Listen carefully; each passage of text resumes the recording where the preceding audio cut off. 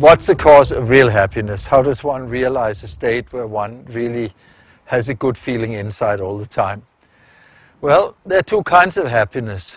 One is very worldly, it's getting all the things we want. And quite a few people in our rich part of the world actually get the material things they want, are well protected, have lots of benefit. But then old age, sickness and death comes, you know, which are not so pleasant, right?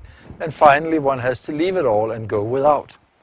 So this is like happiness, but it's not very lasting. Also the tax man comes, you know, the neighbor gets a bigger house, you know, all kinds of things happen.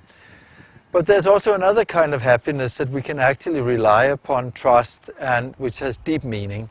And that's the one of knowing mind itself.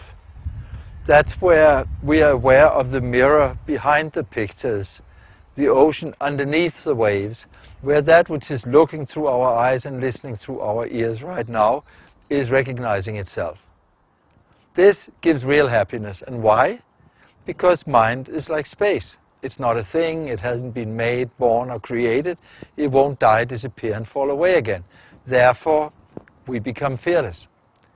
Looking from a level of fearlessness at all the great things happening everywhere, inside and outside, the feelings, the situations, everything, then joy is natural. It comes up just by itself. And finally, when we see that all beings want happiness and much of the time cause themselves trouble instead, we become compassionate. We want to work for them, help them, and do something good for them.